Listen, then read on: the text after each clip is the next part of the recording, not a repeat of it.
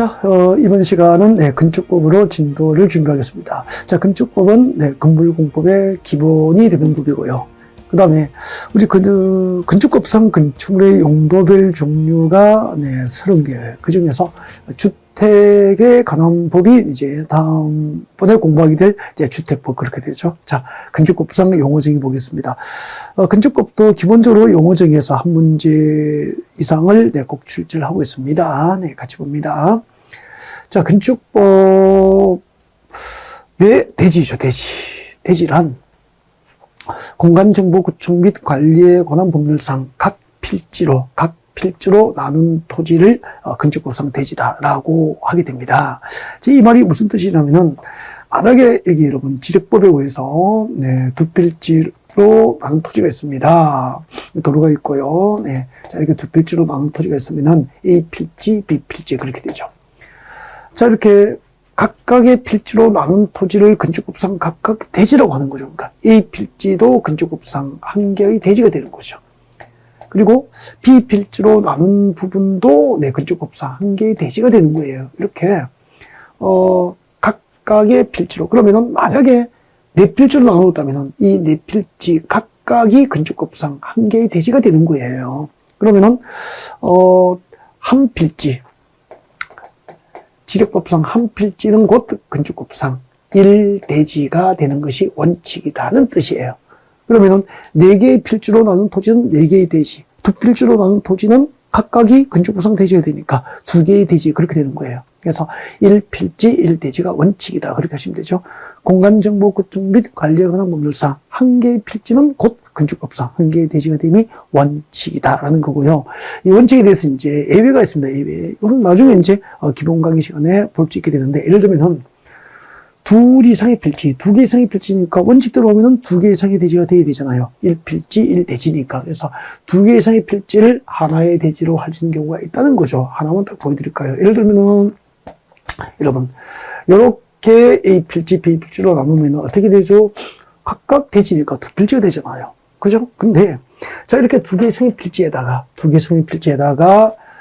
건축물을, 하나의 건축물을 2개 이상의 필지에 걸쳐서 건축해버리면은 건축물이 걸쳐서 건축된 A 필지와 B 필지를 합하여 이것을 건축법상 한 개의 대지로 본다 이 말입니다. 이렇게 2개 이상의 필지를 하나의 대지로 주는 경우도 있다. 예외적으로 1필지 1대지가 원칙이지만 이렇게 2개 이상의 필지를 하나의 대지로 할 수 있는 경우도 있다. 그렇게 하시면 되고요. 그 다음에 이제 하나 이상의 필지 일부입니다. 하나 이상의 필지의 일부를, 이게 핵심 일부죠. 필지의 일부의 대지로 보지 않고 하나의 대지로 할 수 있는 경우가 있습니다. 이것도 나중에 이제 본 수업 시간에 여러분이 배우시게 될 텐데, 하나만 딱 보여드릴게요. 여러분 여기 보여주십시오. 여기 보시면은 네 필지, 여기 10필지 농지가 있어요. 이렇게 10필지 농지입니다. 농지가 있어요. 농지. 자, 이렇게 해서 10필지, A필지, B필지, C필지, 이렇게 10필지 농지가 있다고. 이 농지가 제 거예요. 제 건데 순수하게 배농사를 지을 목적으로 보입니까? 다른 생각이 있어 보입니까? 다른 생각이 있어 보이죠. 농지를 산 목적이 진짜 다른 생각이 있습니다. 배농사 짓는 게 아니고, 여기다가 보십시오. 자, 여기 보시면은, 셋필지의 일부잖아. 이 셋필지 일부를 집을 지으려고 농지를 대지로 바꾸면은 농지 전용 허가를 하잖아. 농지법상 농지 전용 허가를 받은 거예요. 자, 그러면은 농지 전용 허가 받은 부분은 셋필지의 일부분이지만 이것은 건축법상 하나의 대지로 받은 거죠. 농지 전용 허가 받은 부분은 그 허가 받은 부분이 한 개 이상의 필지의 일부여도 한 개의 대지로 본다는 얘기죠. 한 개 이상의 필지 일부니까 2필지 일부, 3필지 일부일 수도 있는 거죠. 그래서 이렇게 3개의 필지의 일부에 대해서 농지법상 농지 전용 허가를 받으면은 건축법상 한 개의 대지로 본다. 그 다음에 똑같아. 이게 만약에 산지라면은 산지 3필지 중 일부에 대해서 산지 전용 허가를 받아버리면은 산지 전용 허가 받은 부분도 하나 이상의 필지의 일부이지만 일부의 대지를 보지 않고 건축법상 한 개의 대지로 볼 수 있다. 그런 뜻이 되는 거예요. 이렇게 건축부상 대지라 하면 공간정보 구축 및 관리에 관한 법률에 따라서 각 필지로 나눈 토지를 건축부상 대지로 함이 원칙이야. 즉 1필지 1대지가 원칙인데 예외적으로 2개 이상의 필지를 하나의 대지로 할 수 있는 토지가 6개 있습니다. 6개. 6개가 있고 하나 이상의 필지의 일부를 하나의 대지로 할 수 있는 토지, 하나의 대지로 할 수 있는 토지가 5개의 예외를 나중에 여러분이 공부를 하시게 될 거예요. 자, 건축부상 대지를 배웠습니다. 네. 그 다음에 이제 건축물입니다. 건축물. 이거 시험에 진짜 자주 나오거든요. 진짜 중요하다고. 여러분. 지금 우리가 나중에 이제 공부할 때 건축법의 적용 대상물을 배워요. 건축법의 적용을 받는 대상물 하면 3개가 있습니다. 대표적으로 건축물이 있고요. 건축물이 있고 조금 전에 공부한 대지가 있어. 대지가 있고 그리고 공작물이 있거든요. 공작물 이렇게 됩니다. 그러면은 모든 건축물이 건축법 적용을 받는 게 아니고 이 건축물은 건축법 적용을 받는 것도 있고 건축법 적용을 받지 않는 건축물이 있는 거니 구별해야 시험을 치죠. 거기에 관한 문제예요. 그 다음에 이제 대지. 금방 대지를 배우잖아. 공간정보 구축 및 관리에 관한 법률상 각 필지로 나눈 토지는 건축법상 각 대지가 되는 게 원칙이다. 1필지 1대지가 원칙이다. 이거 공부하신 거죠. 그 다음에 이제 공작물이 있어요. 공작물. 그러면은 건축물과 공작물은 모두 인공적으로 제작 설치되었다는 점에서 똑같습니다. 똑같은데 인공적으로 제작 설치된 것 중에서 네, 지붕이 있어. 지붕이 있으면은 건축물로 봅니다. 지붕이 있으면은 건축물이에요. 인공적으로 제작 설치된 시설물 중에서 지붕이 없는 것 있잖아요. 지붕이 없는 것은 담장, 대문, 옹벽, 통신용 철탑, 광고탑, 광고판, 기둥이 없잖아요. 지붕이 없잖아. 이 지붕이 없는 것은 공작물로 보는 거예요. 자, 이렇게 해서 건축법 적용을 받는 대상물은 건축물, 대지, 공작물 이렇게 대표적으로 3가지가 있는데 그중에서 가장 시험에 잘 나오는 게 건축물하고 공작물이에요. 자, 그럼 지금부터 나오는 건축물은 그냥 건축물이 아니고 건축법에 적용을 받는 건축물이죠. 자, 여기 있어요. 3가지를 하셔야 됩니다. 자, 토지에 정착하는 공작물이 건축법 적용을 받는 건축물이 되려면은, 자, 보세요. 지붕과 기둥 또는 벽이 있는 겁니다.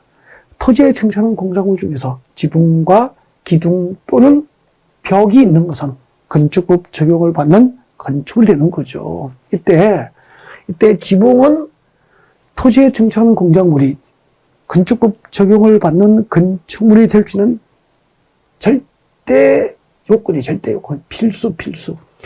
지붕은 필수 요건이라는 거죠. 필수. 반드시 지붕이 있어야 되고요. 지붕이 있으면은 기둥 또는 벽이 있으면 되니까 기둥과 벽은 둘 중 하나가 있거나 둘 모두가 있으면은 건축법 적용을 받는 건축물이 될 수 있다는 겁니다. 여기까지 1번이에요. 토지에 정착하는 공작물 중에서 지붕과 그리고 기둥 또는 벽이 있으면은 건축법 적용을 받는 건축물이 됩니다. 하나 외웠죠? 그 다음 2번째는 이에 딸린 시설. 이는 앞에 건축법 적용을 받는 건축물이죠. 이 건축법 적용을 받는 건축물에 딸린 시설물도 건축법 적용을 받는 건축물이 됩니다. 이거 2번 할게요. 건축법 적용을 받는 건축물에 딸린 시설물. 예를 들면은 대문, 담장, 옹벽, 굴뚝 이런 것들이 건축물에 딸린 시설물이잖아요. 그러면은 대문, 담장, 옹벽, 굴뚝은 지붕이 없잖아. 본래는 공작물인데 이것들이 건축법 적용을 받는 건축물에 딸린 시설물일 때는 건축법 적용을 받는 건축물이 되는 거예요. 이해가 되죠? 그 다음에 세 번째가 시험에 가장 많이 나온 것 같아요.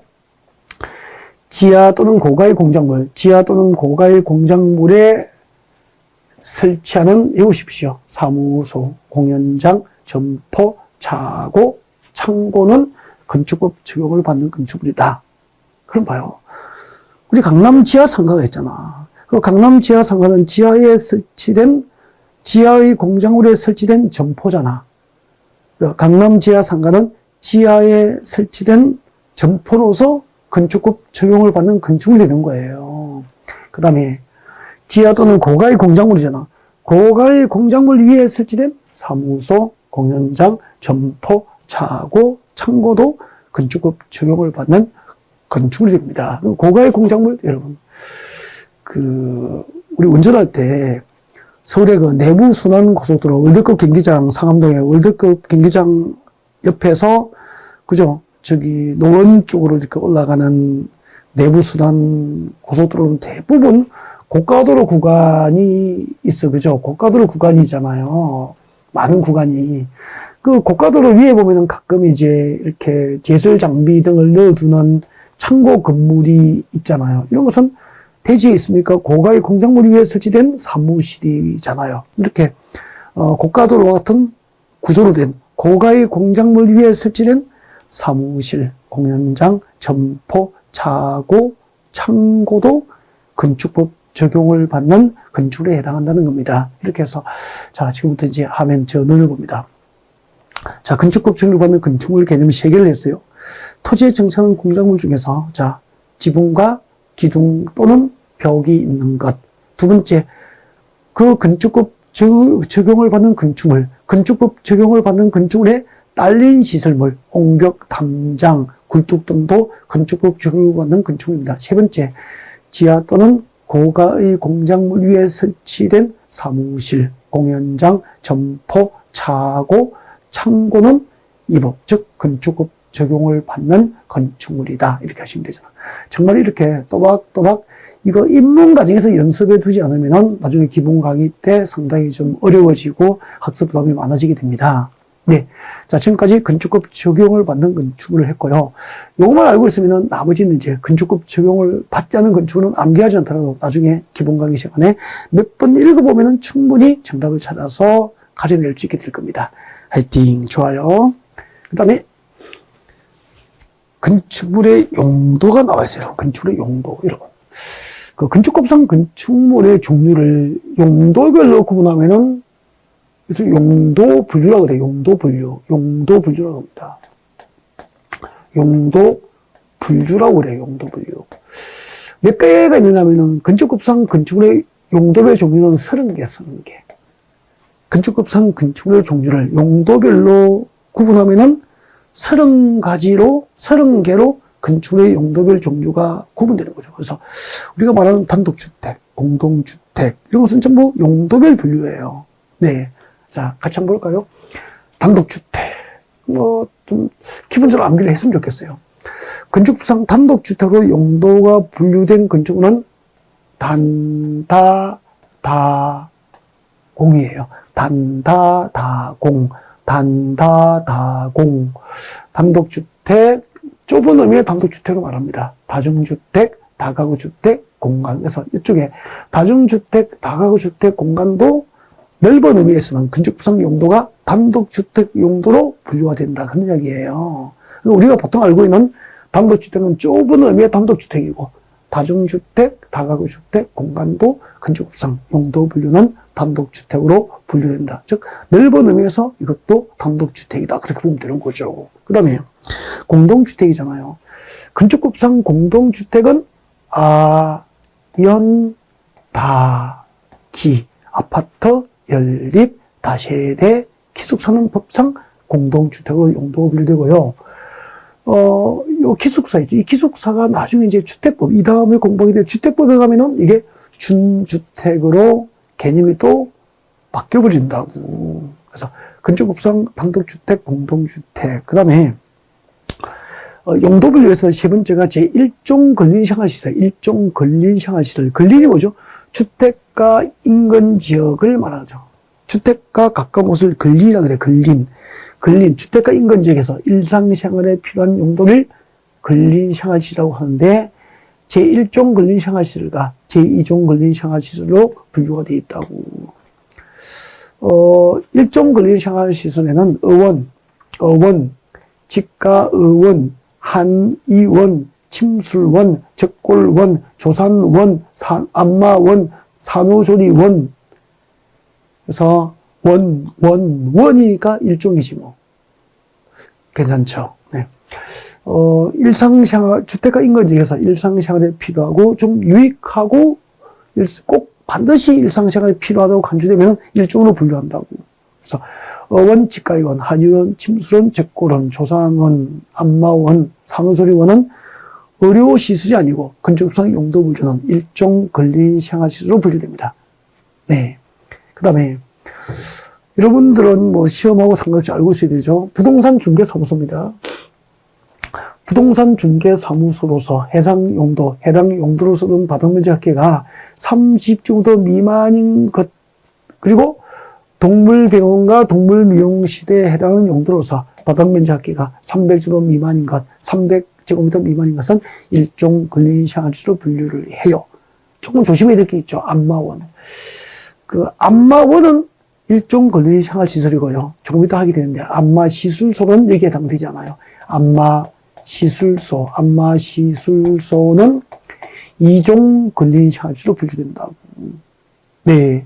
이게 나오네. 이종 근린생활시설은 일반 음식점, 안마시술소, 노래연습장 이렇게 돼 있죠. 그러니까 우리가 좀 좋아하는 것들, 노래연습장, 음식점, 그리고 안마시술소 우리가 좋아하지는 않지만, 네.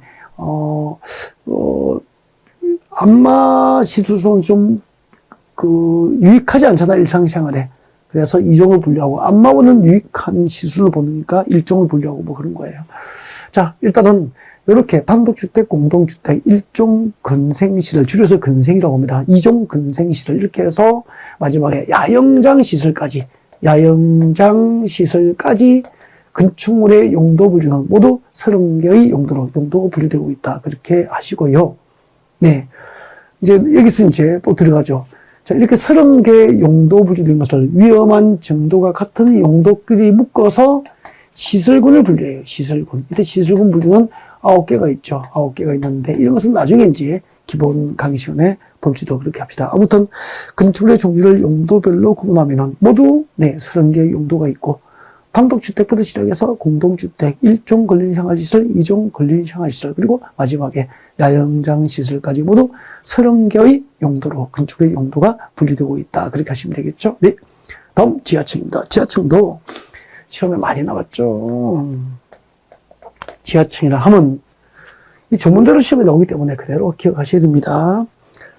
자, 건축물의 바닥이 집 표면 아래에 있는 층, 바닥이 집 표면 아래에 있는 층으로서 그 건축물의 바닥에서부터 집 표면까지의 평균 높이가 해당 층 높이입니다. 층 높이, 층고라고 하죠.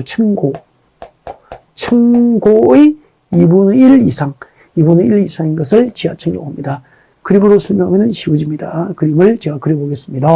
여러분 봐주십시오. 이 부분이 이제 건축물의 바닥면이고, 이 부분이 지표면이에요. 지표면이고, 그리고 여기는 이제 천정이 있는, 층을 구분하는 이제 천정 부분입니다. 그러면 일단 이 층이 지하층이 되려면은, 그때 봐요. 여러분. 여기가 방의 바닥 구조체 윗면이잖아. 이 방의 바닥 구조체 윗면으로부터 위층 바닥 구조체 윗면, 위층 바닥 구조체 윗면까지 높이, 이것을 뭐라고 하냐면, 이것을 층고라고 합니다. 층고. 층의 높이잖아. 이것을 우리끼리 그냥 라지 H라고 합시다. 그 다음에, 방의 바닥면으로부터 지표면까지의 평균 높이, 이 높이잖아. 이것을 방의 바닥면으로부터 지표면까지의 높이를, 스몰 h라고 합시다. 이 방의 바닥면으로부터 지표면까지의 평균 높이가, 스몰 h가 층고, 라지 h의 2분의 1 이상이 되어야 되는 거여서 여러분 얘기잖아요. 스몰 h가 뭐죠? 방의 바닥면으로부터 지표면까지의 평균 높이잖아. 방의 바닥면으로부터 지표면까지의 평균 높이가 2분의 1 이상이니까 2분의 1가 같거나 커야 됩니다. 2분의 1. 무엇이 2분의 1이죠? 라지 h. 층고의 2분의 1 이상이 되죠. 이것을 지하층이라고 하는 거죠. 만약에 층고가 10m면은 바닥면으로부터 지표면까지의 평균 높이가 10m의 2분의 1 이상이니까 5m 이상이 되어야 층고가 10m라면은 방의 바닥면으로부터 지표면까지의 평균 높이가 5m 이상이 되어야, 즉 바닥면으로부터 지표면까지의 높이가 내 층고의 50% 이상, 2분의 1 이상이 되어야 이 층을 지하층이라고 합니다. 그러니까 층고의 2분의 1 이상, 절반 이상이 지표면 아래에 땅 밑에 있어야 지하층이다 이 말입니다. 이해가 됐죠? 이해가 되어야 이게 읽어지고 기억이 되는 거예요. 다시 읽어봅시다. 건축물의 바닥이 지표면 아래에 있는 층으로서 그 바닥에서부터 지표면까지의 평균 높이가 해당 층 높이의 2분의 1 이상인 것을 지하층이다 라고 하게 됩니다. 네. 그 다음에 보겠습니다. 주요 구조 보죠. 주요 구조. 이것도 시험에 자주 나왔어요. 네. 발표를 하셔야 될 것 같아요. 건축법상 주요 구조입니다.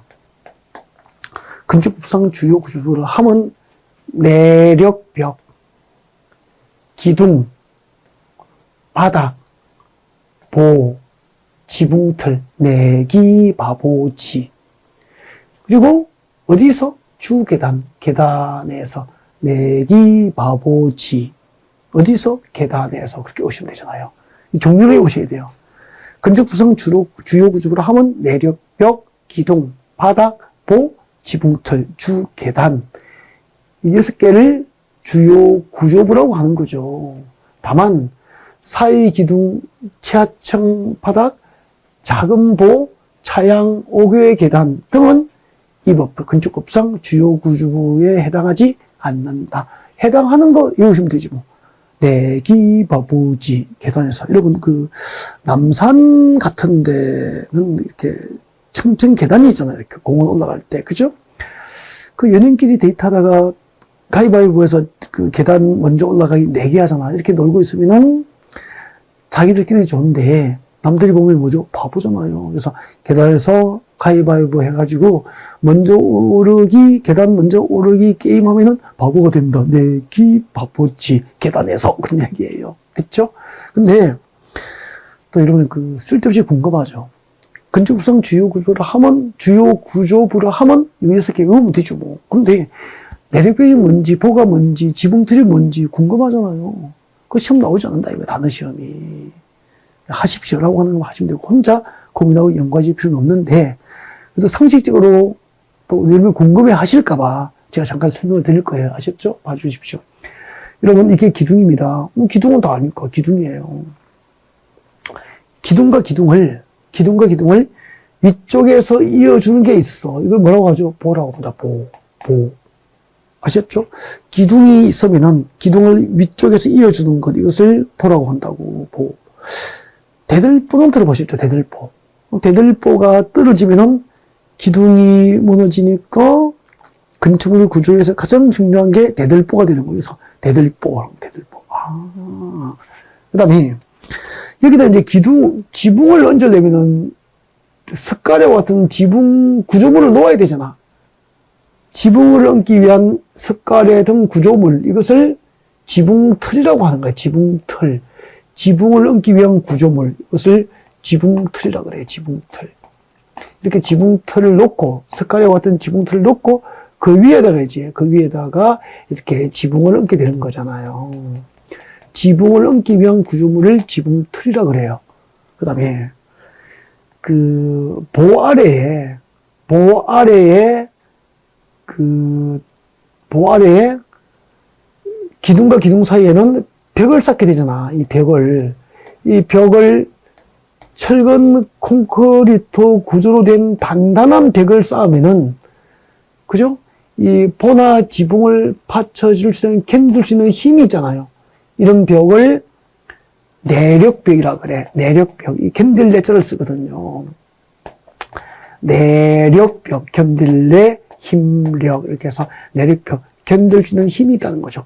위에 볼을 받쳐주거나 지붕을 받쳐줄 수 있는, 견딜 수 있는 힘이 있는 구조. 그래서 내력벽이라 그래. 그러면은 벽은 두 가지가 있다고. 우리 강의실을 이제 101호하고 102호하고 뭐 이렇게 강의실을 칸막이를 쳐서 구분할 수 있는 거잖아. 칸막이 벽은 그냥 공간을 구분할 뿐이지, 위에 지붕이나 볼을 받쳐줄 수 있는, 견딜 수 있는 힘이 있는 단단한 구조가 아니잖아요. 그래서 보통 이제 철근, 콘크리트 구조로 된 벽은 네, 건축법상 내력벽이라고 한다고. 네. 그리고 이제 조립식 벽은 비내력벽. 그래서 벽은 내력벽과 비내력벽으로 구분하는데, 내력벽만 건축법상 주요 구조로 본다. 그런 얘기죠. 네. 이제 설명이 다 됐죠? 네, 뭐, 바닥은 바닥이고, 그래서, 내력벽, 기둥, 바닥보, 지붕틀, 그리고 주계단을 건축법상 주요 구조라고 한다. 주계단. 그죠? 그 건축을 해서 주가 되는 가장 중심이 되는 계단을 말하겠지 뭐, 그죠? 주계단이라고 해야 되는데, 뭐, 옥 외 계단 그렇게 오면 안 된다, 이 말이야. 옥 외 계단은 틀린다고. 실내 계단, 뭐, 실내 계단, 이런 식으로 해도 틀린다고. 주계단. 실내 계단도 주계단 역할을 하는 계단도 있고, 아닌 것도 있을 거 아니에요. 그래서 실내, 실외, 뭐, 옥 외, 이런 계단에 속으면 안 돼요. 그죠? 주계단, 이렇게 오셔야 됩니다. 자, 여기까지가 이제 건축법상 용어정의고, 그 다음에 여러분, 건축도 용어인데, 이건 이제 기본 강의 시험에서는 엄청 중요하게 취급하거든. 그래서, 이건 이제 별표를 2개 해놓고, 네, 다음 시간에 계속 이어서 진행을 하겠습니다. 수고하셨습니다.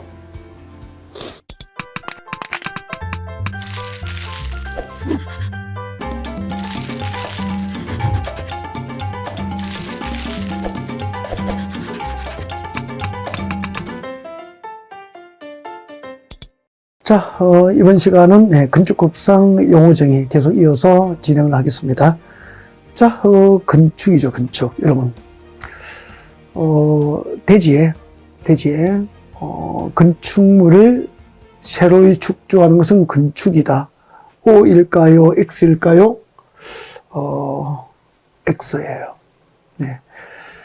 대지에 건축물을 축조하는 것이 건축이 아니고요. 네. 건축법상 건축이라 하면 법률로 딱 규정했어, 국회에서. 건축법상 건축이라 하면 신축, 정축, 개축, 재축, 이전, 이 5가지를 건축이라고 합니다. 그러니까 국회에서 법률로 조문으로 규정해버렸기 때문에 국어적 의미하고 아무 상관이 없는 거죠. 그래서 건축법상 건축이라 하면 신축, 정축, 개축, 재축, 이전을 말한다. 이 5개를 정확하게 이해를 하셔야 돼요. 이걸 대충 읽고 시험 치면 답 못 찾아요, 못 찾아. 잘 나오던 시험에. 그럼 신축이라 하면, 오늘부터 신축은 대지에 새로이 건축물을 축조하는 것은 신축이다. O일까요? X일까요? X예요. 국어적으로 맞아. 대지에 새로이 건축물을 축조하는 것은 신축이다. 국어적으로 맞는데, 건축물에서는 빵점이에요, 빵점. 1점을 줄 수가 없다고. 신축이 뭐죠? 보십시오. 신축이란 건축물이 없는 대지에, 건축물이 없는 대지에 새로 건축물을 축조하는 것이 신축입니다. 이게 첫 번째 신축 개념이죠. 그림을 그리면 이렇게 되잖아. 여기 보십시오. 건축물이 없는 대지, 나대지잖아. 이 건축물이 없는 대지에, 대지에 새로이 건축물을 축조합니다. 이게 신축이에요. 건축물이 없는 대지에 새로이 건축물을 축조하면 신축. 여기서 핵심이 뭐죠? 없는 대지에 새로 건축물을 축조해야 신축이라는 거죠. 그래서 여기서 없는 대지를 넣지 않고 신축의 개념을 정의하면 틀린 거죠. 건축물이 없는 나대지에 새로 건축물을 축조하는 것이 신축이죠. 그 다음 두 번째는 가로원에 보십시오. 가로원에 부속 건축물만 있는 대지에 새로 주된 건축물을 축조하는 것도 신축에 포함되니까 이것도 신축으로 본다 이 말이죠. 그림 그릴까요? 그림을 그리면 이렇게 됩니다. 여기 보세요. 기존 건물이 있다고 이렇게 있는데 조건이 있어. 부속 건축물, 부속. 주된 건축물이 아니고 부속 건축물이죠. 이 부속 건축물이 있는 대지에 자 주된 건축물을 축조합니다. 이 주된 건축물을 축조하면 이것은 정축으로 보지 않고 신축으로 하는 거죠. 그렇게 해서 이걸 책 보지 않고 말할 수 있을 정도로 연습을 좀 하셔야 돼요. 건축물이 없는 대지에 새로이 건축물을 축조하거나 부속 건축물이 있는 대지에 주된 건축물을 축조하는 것을 신축이라고 한다. 됐죠? 네. 그 다음에 정축입니다. 정축. 정축은 기존 건축물이 있는 대지나, 이 핵심은 있는 대지. 기존 건축물이 있는 대지요, 있는 대지. 건축물이 있는 대지에서 건축물의, 이거 외우십시오. 건축 면적, 연면적, 층수 또는 높이. 몇 개죠? 4개. 이 넷 중 하나 이상을 늘리는 것을 증축이라고 합니다. 증축이 늘려면은 일단 건축물이 있는 대지가 되죠. 건축물이 있는 대지에서 건축 면적, 연면적, 층수 또는 높이를 늘리는 것을 증축이라고 합니다. 그러면은, 자, 제가 문제를 내볼게요.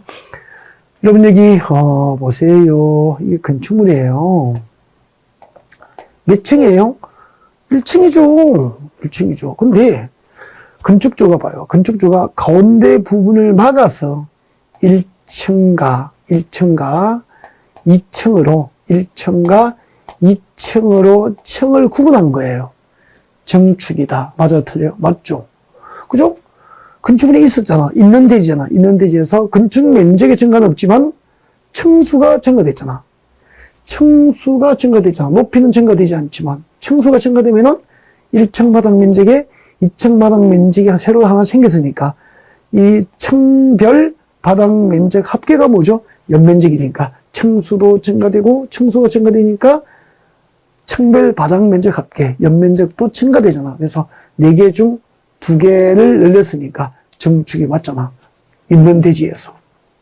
이해가 되죠? 그러면은 신축과 증축을 구별하는 핵심 키워드가 뭐죠? 네.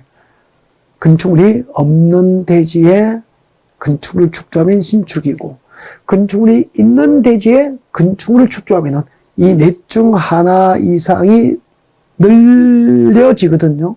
증축이 되는 거죠. 그래서 신축과 증축을 구별하는 핵심 키워드는 있는 대지인지 없는 대지인지가 핵심 키워드가 되는 거죠. 다음, 개축이란 기존 건축물의 전부 또는 일부를 해체하고 그 대지에 기존 건축물의 전부나 일부가 해체된 대지에서 종전과 같은 규모 범위, 종전과 같은 규모니까 해체된 종전 건축물의 규모가 같거나 작은 범위라는, 작은 것을 말하잖아요. 같은 규모 범위에서 건축물을 다시 축조하면 개축이 되는 거예요. 그럼 봐요. 24평, 24평 단독주택을 전부 해체하면 없어져 버리니까 없는 대지가 되잖아. 24평 단독주택 중에서 10평만 해체했어. 그러면은, 그죠? 14평이 남아있잖아. 있는 대지잖아. 이렇게 전부 또는 일부를 해체하고 그 대지에서 종전과 같은 규모 범위니까 24평 이내의 범위에서 다시 축조하면 개축이 되는 거죠. 근데 문제 내겠습니다. 기존 건축을 전부를 해체했어. 없어져 버렸죠. 전부 해체하고 종전과 같은 규모 범위 안에서 축조하면 개축이잖아. 근데 전부 해체하고 종전 규모보다 크게 축조하면 뭐죠? 신축이 되는 거죠. 전부 해체니까 없어져 버렸잖아. 없는 대지에 크게 축조하면 신축이 되는 거라고. 그 다음에 기존 건축물의 일부를 해체해서 그럼 일부 남아있죠. 일부 해체하고 종전 규모 범위에서 축조하면 개축이지만 일부 해체하고 종전 규모보다 크게 축조하면 있는 대지에 크게 축조하면 뭐죠? 증축. 이해가 돼야 됩니다. 글자를 외우시면 다 못 찾습니다. 아셨죠? 네. 그 다음에 재축은 건축물이 천재지변, 그 밖에 재해로 멸실됐을 때, 멸실됐을 때, 그 대지에, 기존 건축물이 멸실된 대지에서 동그라미 1번과 2번의 요건을 모두 갖추면은 재축이 되는 거죠. 동그라미 1번과 2번의 요건을 모두 갖추어서 다시 축조하면은 재축이 되는 거죠. 즉, 기존 건축물이 재해로 멸실됐을 때 해당 대지에서 연면적 합계가 종전규모 이하이고 동수, 층수, 높이가 기역과 니은 중 한 개 되면 되니까 기역에만 해당해도 되죠? 요거 외우십시오. 동수, 층수, 높이가 모두 종전규모 이하이면 즉 동그라미 1번과 2번의 요건을 모두 갖춰야 되니까 연면적 합계가 종전규모 이하이면서 동수, 층수, 높이가 모두 종전규모 이하이면 무엇이 되는 거죠? 재축이 되는 거죠. 네. 이해가 됐습니까? 그러면 개축과 재축을 구별하는 핵심 키워드가 뭐죠? 그러면은 연면적 합계가 정정규모 이하이고 동수 청수 높이도 정정규모 이하이면은 멸실 후 새로 축지된 건물이 정정규모 범위 안에서 축조됐다는 이야기예요. 그래서 개축과 재축을 구별하는 핵심 키워드는 인위적 해체가 원인인지 자연적 멸실이 원인인지로 구분하는 거예요. 둘 모두 해체됐거나 멸실된 종전 건축물과 같은 규모 범위 안에서 축조됐다는 점에서는 똑같다는 겁니다. 아셨죠? 네. 그 다음에 이전이죠. 이전은 건축물의 주요 구조물을 해체하지 아니하고 같은 대지의 다른 위치로 옮기는 것을 이전이라고 합니다. 지금 동그라미 된 것을 정확히 외워야 돼. 주요 구조물을 해체하지 않고 다른 대지가 아니고 같은 대지 안에서 다른 위치로 옮기는 것. 이것을 이전이라고 하죠. 자, 그림으로 설명드리겠습니다. 이거는 그림을 상상하시는 게 좋아요. 자, 봐주세요. 여러분, 도로가 있고요. 이 건축물의 주요 구조물을 해체하지 않고, 같은 대지잖아. 같은 대지 안에 다른 위치잖아. 같은 대지 안에 다른 위치로 이렇게 옮기면 이것을 이전이라고 한다, 이 말이에요. 아셨죠? 근데 또 이렇게 생각합니다. 선생님, 63빌딩을 주요 구조물을 해체하지 않고 같은 대지 안에 다른 위치로 어떻게 옮길 수 있어요? 안 돼요. 안 되죠. 대부분 안 돼요. 왜 이 법을 이렇게 만들었을까요? 요즘에는 여러분 이동식 목조주택이 있잖아. 이것은 건축물의 주요 구조물을 해체하지 않고 이동식 목조주택이니까 얼마든지 차에 싣고 다니면서 같은 대지 안에 다른 위치로 옮길 수 있잖아요. 크레인으로 옮길 수 있잖아요. 다른 대지로 옮길 수도 있잖아. 그런데 잠깐만, 이제 같은 대지 안에 다른 위치로 옮겨야 이전이에요. 근데 이 건축물의 주요 구조물을 해체하지 않고 다른 대지, 건축물이 없는 다른 대지로 가져오면 뭐죠? 이것을 건축물의 주요 구조물을 해체하지 않고 건축물이 없는 다른 대지로 가져오면 없는 대지에 축조했으니까 뭐죠? 신축. 여기에 기존 건물이 있었다면은 뭐죠? 정축이 되는 거죠. 있는 대지에 축조하면은 정축이잖아. 이해가 되죠? 그래서 그림으로 상상해서 기억하셔야 됩니다. 건축물의 주요 구조물을 해체하지 않고 같은 대지 안에 다른 위치로 옮긴다. 이전. 건축물의 주요 구조물을 해체하지 않고 건축물이 없는 다른 대지로 옮겼다. 신축. 건축물의 주요 구조물을 해체하지 않고 건축물이 있는 다른 대지로 옮겼다. 정축. 그렇게 되는 겁니다. 자, 신축부터 이전까지 진짜 중요한 개념이었고요. 네, 이렇게 설명을 드렸습니다. 그 다음에 이제 건축구성 용어 볼까요? 결합건축이 나와 있습니다, 여러분. 이 결합건축이 뭐냐면은 한마디로 용적률 통합 적용지도예요. 용적률 통합 적용, 용적률을 통합 적용하는 제도를 결합건축이라고 한다고요. 네. 설명을 듣고 읽어야 될 거예요. 설명드리겠습니다. 봐주실까요? 자, 여러분, 여기 대지가 두 개가 있다고. 자, 도로가 있고, A 대지, B 대지. 두 개의 대지가 있고요. 해당 지역의 용적률은 준주거지역이고요. 준주거지역이고, 해당 대지에 허용된 용적률. 나중에 용적률은 이제 기본 강의 시간에 배울 거예요. 배우실 거니까. 지금 이 용적률이 뭐죠? 뭐 그렇게 하고 있을 필요는 없죠. 일단은. 자, 용적률은, 준주거지역에서 허용된 용적률은 조례로 허용한 용적률 500이에요. 500%다.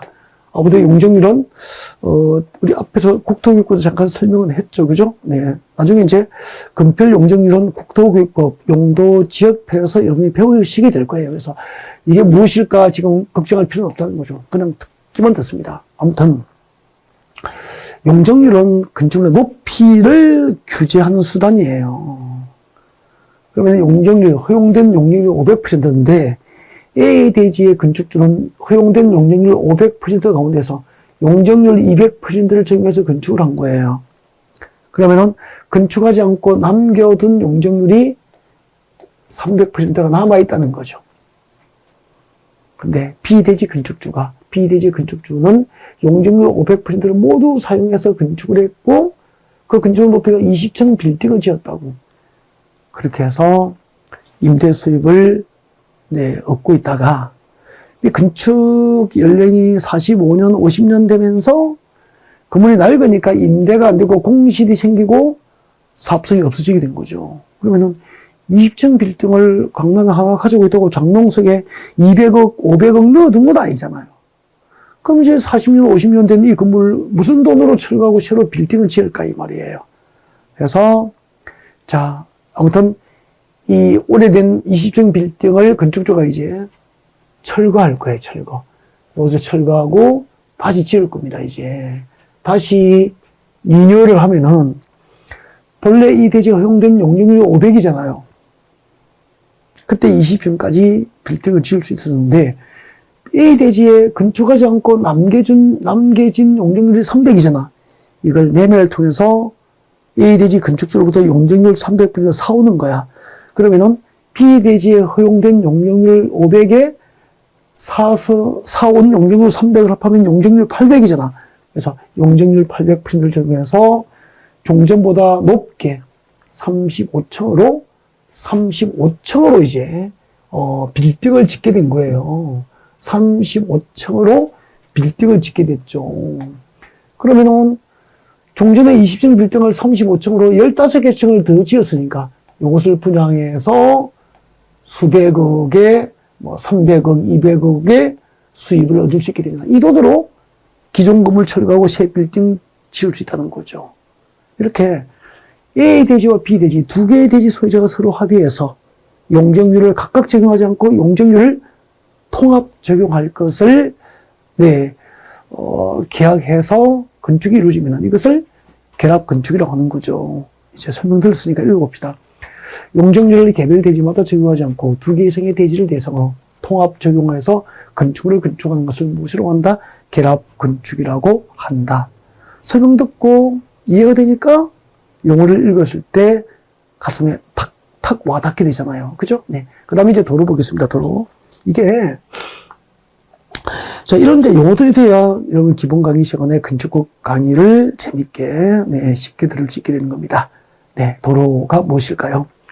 건축상 도로라 하면 보행과 자동차 통행이 가능한, 보행과 자동차 통행이 가능한, 이때 보행은 절대 요건이에요, 절대 요건.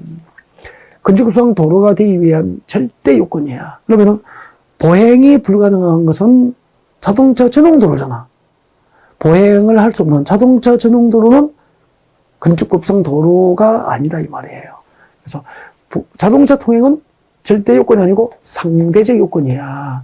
그러면은 보행 절대 요건을 갖추면은 즉 보행만 가능하더라도 자동차 통행이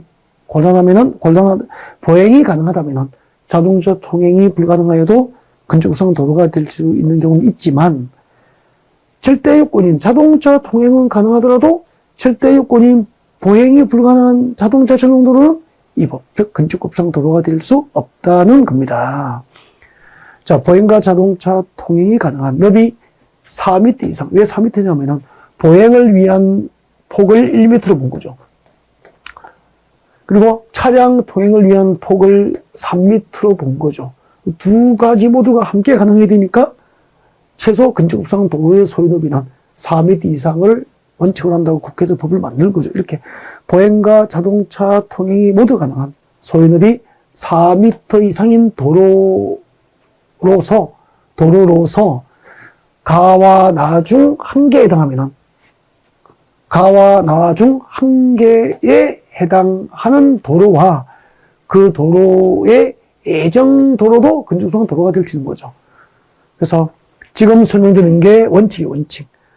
건축상 도로라 하면 보행과 자동차 통행이 모두 가능한 소유너비 4m 이상인 도로와 그 예정 도로서 가와 나 중 한 개 해당하면은 건축상 도로가 되는 거죠. 즉, 국토기획법, 도로법, 사도법, 기타 건축관계 법령에 따라서 그 도로의 신설 그리고 변경에 관하여 고시된 도로이거나 아니면은 건축허가 또는 신고시 시도지사, 시당군수시장이 도로의 위치를 지정하여 공고한 도로, 신설 변경에 관하여 고시됐거나 허가권자가 공고를 한 도로는 건축상 도로가 될 수 있는 거죠. 보행과 자동차 통행이 모두 가능한 소유너비 4m 이상인 도로와 그 예정 도로로서 그 신설 변경에 관하여 국토교획법 등에 따라서 신설 변경에 관하여 고시가 됐거나 아니면 건축허가 또는 신고시 위치를 지정하여 공고한 도로는 건축상 도로가 될 수 있는 게 원칙이다. 이해가 됐습니까? 네. 그 다음에 이게 이제 건축상 도로에 대한 개념이에요. 그래서 그림으로 제가 그려보겠습니다. 여보세요. 예외는 나중에 또 기본 강의 시간에 하기로 하고 일단은 보십시오. 자, 이 도로가 건축상 도로가 되기 위해서는 일단 이 도로에서 무엇이 가능합니까? 보행이 가능합니다. 보행 플러스 그리고 차량 통행이 가능해야 되죠. 보행과 차량 통행이 모두 가능한 소유너비 몇 미터? 4m 이상. 4m 이상이 되는 도로와 그 예정 도로로서 그 도로의 신설 변경에 관하여 국토교획법, 도로법, 사도법 등에 의해서 신설 변경에 관하여 고시되었거나 아니면 건축가권자가 도로의 위치를 지정하여 공고한 도로는 이 고시됐거나 공고했거나 이 둘 중 한 개 당하면은 이 도로는 건축상 도로가 될 수 있다 이 말이에요. 이해가 됐죠? 그때 도로가 될 수 있는 절대 요건이 뭐죠? 보행. 차량 통행은 상대적 요건. 보행과 차량 통행이 모두 가능해야 되니까 원칙적으로 건축상 도로의 소요너비는 몇 미터? 4m 이상을 건축상 도로의 소요너비로 한다. 그렇게 이해하시면 되는 거죠. 네. 다음 보겠습니다. 특별 건축 구역이에요. 특별 건축구역. 자, 특별 건축구역도 좀 설명을 들으셔야 될 것 같습니다. 특별 건축구역. 요즘에 좀 핫해. 즉, 시험에, 10년 이내에 한 3번, 4번 정도 출제를 한 영역이니까 출제 빈도가 좀 높아졌다고 볼 수 있죠. 자, 특별 건축구역이 뭘까요? 여러분. 특별한 건축을 목적으로 지정된 구역이잖아요. 그죠? 특별한 건축을 목적으로 해서 특별 건축이 딱 지정되면은요, 이 특별 건축구역이 지정된 동네에서는 조화롭고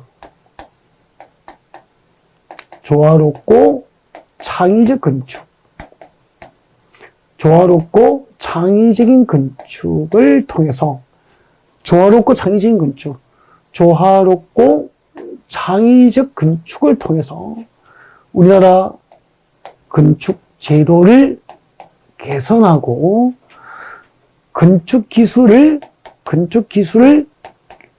향상시킬 목적으로 특별 건축구역 제도가 도입된 거예요. 그래서 특별 건축구역이 딱 나오면 머릿속에 단어가 떠올라야 돼. 조화롭고 창의적인 건축이 떠올라야 된다고. 아셨죠? 조화롭고 창의적인 건축을 통하여 건축 제도를 개선하고 건축 기술 수준을 향상시킬 목적으로 특별 건축구역 제도가 도입이 된 거예요. 그럼 봐요.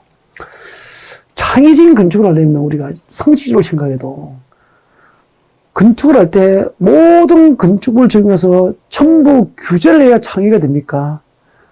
건축을 할 때 건축조의 어떤 창의력이 발휘될 수 있도록 법 적용을 안 해야 됩니까? 그렇죠.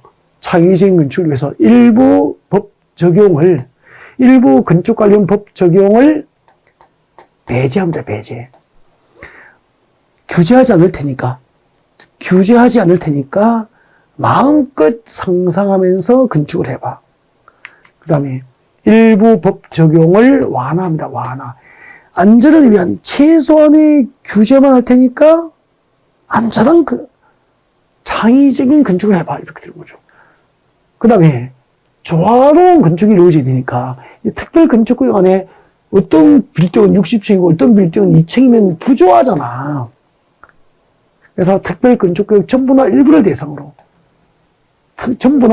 지역을 대상으로 일부 건축 관련 법 적용을 개별 건축으로 적용해서 규제하지 않고 통합 적용입니다. 통합 적용. 이 세 가지가 특별 건축구역의 지정 목적을 이루기 위한 수단들, 제도들이에요. 그래서 조화롭고 창의적인 건축을 위해서 일부 건축 관련 법 적용을 배제하거나 일부 건축 관련 법 적용을 완화하거나 일부 건축 관련 법 적용을 개별 건축물마다 적용하지 않고 개별 건축물마다 적용하지 않고 특별 건축구역 정보나 일부를 대상으로 통합 적용하려고 통합 적용함으로써 조화롭고 창의적인 건축을 가능하게 하고 이를 통해서 우리나라 건축 제도를 획기적으로 개선하고 건축 기술 수준을 향상시킬 목적으로 지정하는 것을 특별 건축구역이라 그런 거죠. 그러니까 특별히 뭐죠? 특별히 건축을 허용해야 되니까 일부 건축 관련 법을 적용하지 않고 건축할 수 있도록 일부 규제를 완화해서 건축할 수 있도록 개별 건축마다 법을 적용하지 않고 통합 적용하여 건축할 수 있도록 하기 때문에 특별 건축구역을 이름을 붙인 거지. 읽어보겠습니다. 조화롭고 창의적인 건축물의 건축을 통하여 도시 경관을 창출하고 건설 기술 수준 향상과 건축 관련 제도 개선을 도모하기 위해서 이 법은 건축법이잖아. 건축법과 기타 관계 법령에 따라서 일부 규정을 적용하지 않거나 적용 배제잖아. 일부 규정의 적용을 완화하거나 일부 규정의 적용을 통합 적용할 수 있도록 특별히 지정하는 구역을 무엇이라고 한다? 특별 건축구역이라고 한다. 이렇게 하시면 되죠. 네. 자, 여기까지 하고 고층 건축물부터 다음 시간에 이어서 연결하겠습니다. 수고하셨습니다.